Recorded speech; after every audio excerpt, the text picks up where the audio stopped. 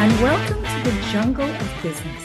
Today, navigating us through the jungle that our office might feel like is my good friend Janet Woods, a renowned Feng Shui master, inclusive designer, and neurodiversity advocate. As a best-selling author and award-winning speaker, she has captivated audiences with her innovative approach to creating harmonious living and working spaces that cater to all individuals. Janet's expertise in blending ancient wisdom with modern design principles has made her a sought-after media personality where she shares insights on fostering environments that support diverse minds and talents. Janet's commitment to inclusivity and well-being shines through her transformative work, inspiring others to embrace their unique strengths and surroundings. Janet, I'm truly honored having you here with us today. I myself have experienced your wisdom, and I so appreciate you. So, I'm very excited to be here. So thank you for inviting me. yes. So tell us a little bit first about functional Feng Shui, and then I'll ask you a whole bunch of questions. I'll interrogate you. Okay? Well, the best way to describe functional Feng Shui is that we have the ability in using that form of Feng Shui allows you to be more inclusive with your design. And what it does is it harmonizes the energy of the space to support the well-being and productivity of all individuals. And this includes people that have ADD, ADHD, and people that have what we call neurodivergent conditions. And of course, the key is flexibility. And it's also about creating a space where everyone can thrive and feel comfortable. Feng Shui focuses on the flow of energy, better known as qi, in a space. An inclusive design can incorporate this by creating clear pathways and also organizing spaces that reduce anxiety and also distractions. Ooh, okay. So, what elements of office design can help reduce distractions, especially for individuals with ADD or ADHD? Well, what we're looking at is we have the ability to reduce distractions. Consider using, I want to say, partitions or cubicles when it comes to sound absorbing materials. Also, providing what we call noise canceling headphones and creating what we call designated quiet zones. One of the things about people that are neurodivergent, they're very sensitive to sound and vibration, more so than the rest of us. And when we define their spaces for them, it allows them to have more activities. And also the design can also cater to the different needs of the different preferences that people are going to have.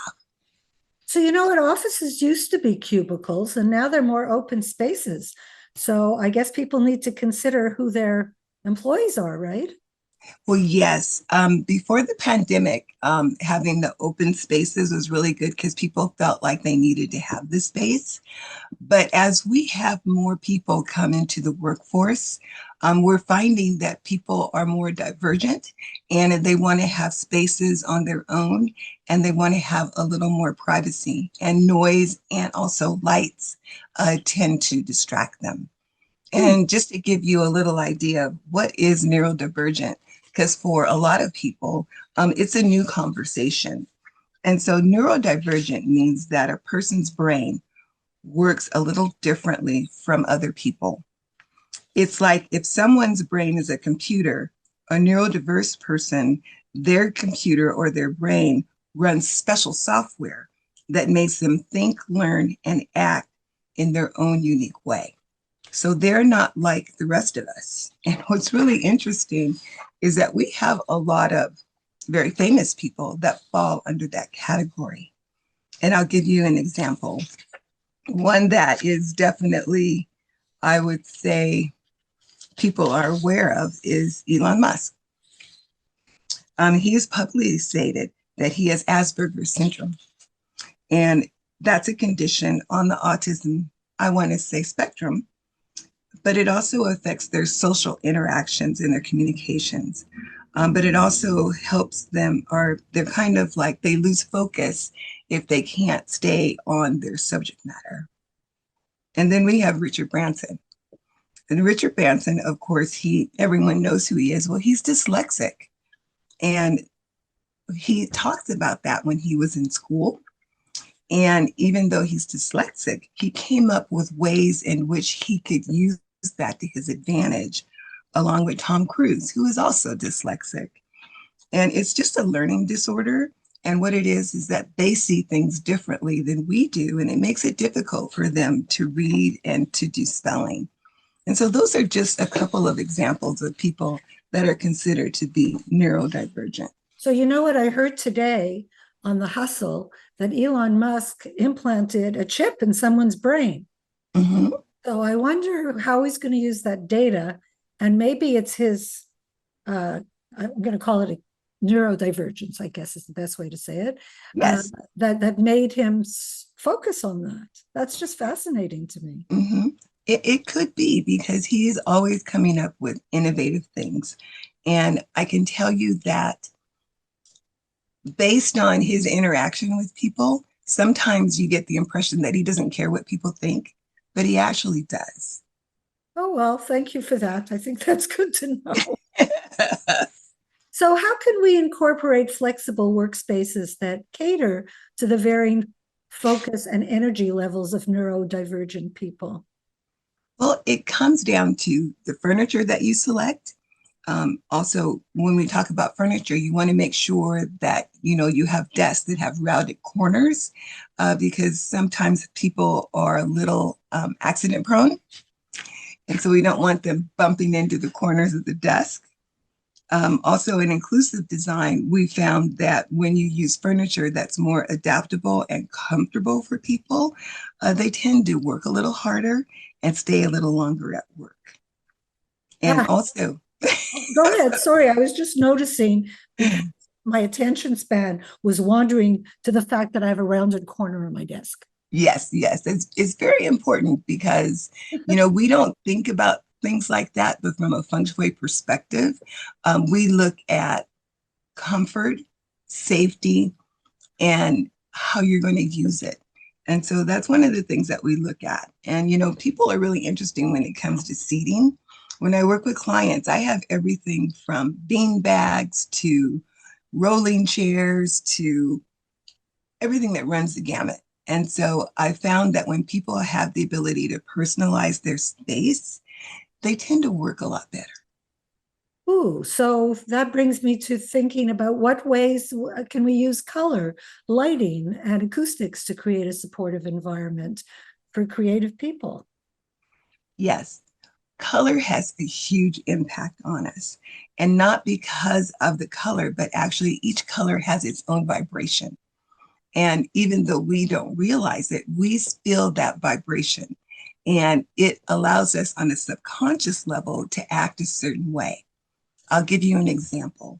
Mm-hmm. There is a certain burger place.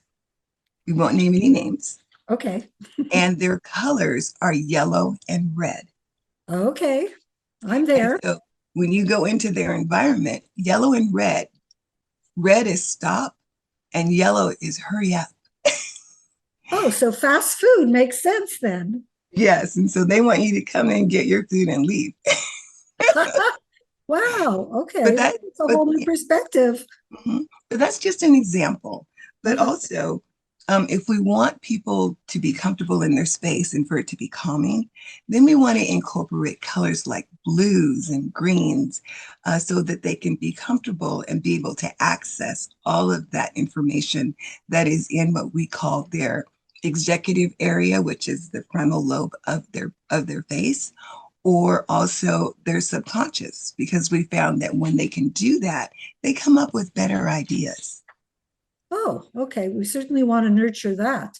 So, what type of organizational tools and resources can we integrate into offices to assist people with executive function challenges? Well, we might want to look at how things are organized in their office. One of the things I look at when I come into someone's office, I look at the systems that they have on their desk and in their office. So what I'm looking for is where are their visual schedules? Mm. In addition to that, I'm also looking at labeling. Are their files labeled so that they can understand what's in there? Also, I look at their computer.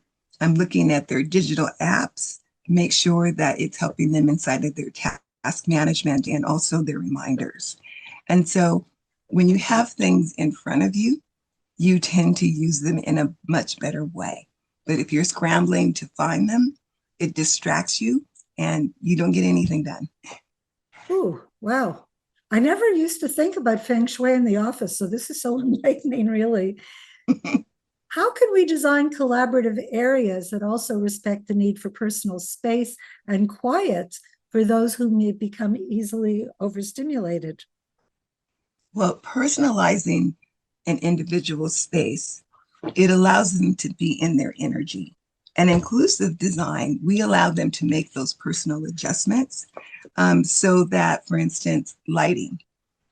Usually people that have ADD or ADHD, they work better in areas that are low lit so that they don't have anything that's disrupting their flow or their visuals. Also, they need to have areas where they can move around because they don't want to be confined. Another thing I look at when I'm working with someone is that I'm looking for the things that are personal to them.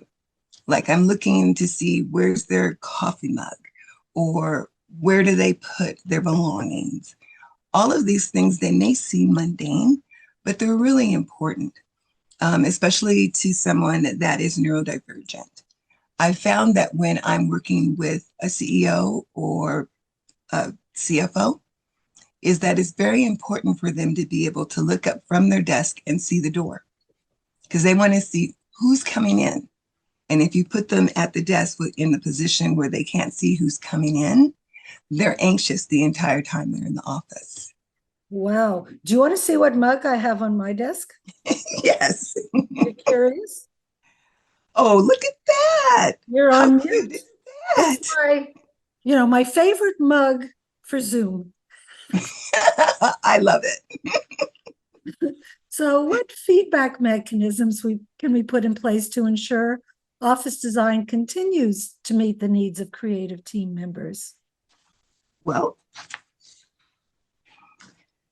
this is really interesting because now I'm going to go to the employee side of it.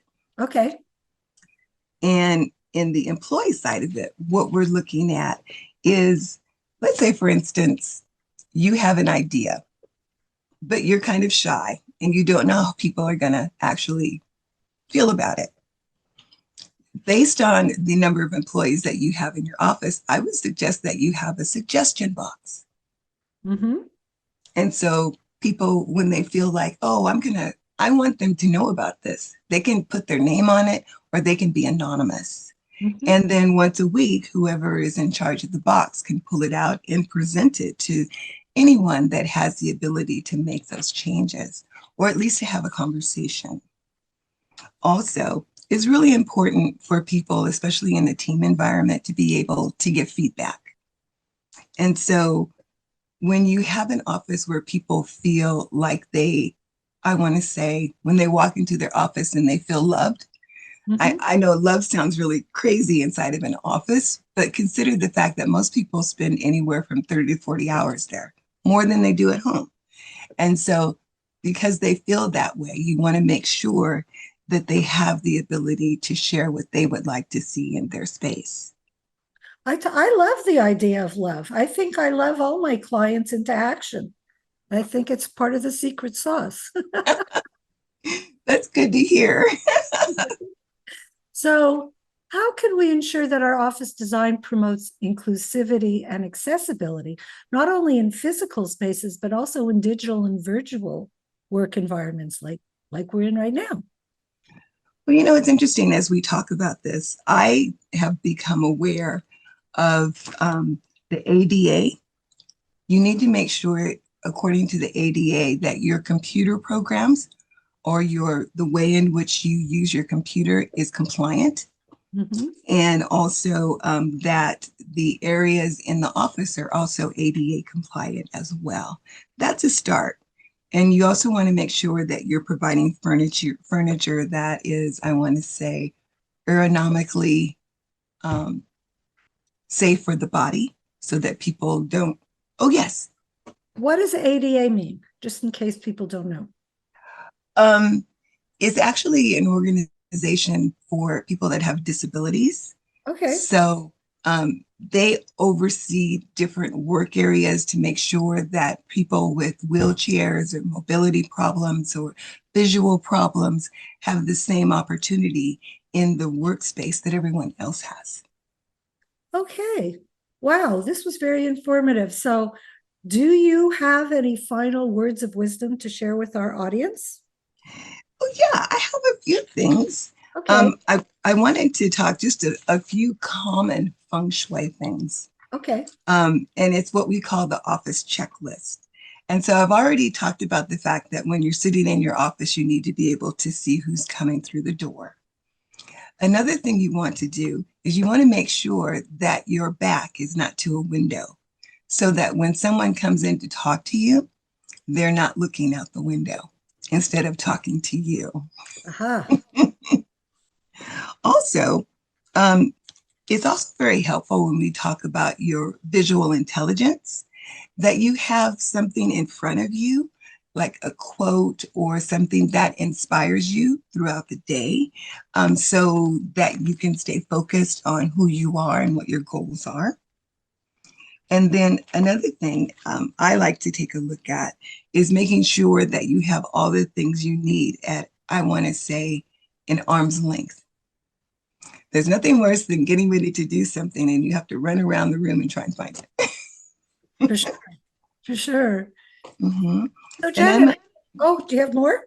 yeah, I'm a big advocate of plants in the office. Aha.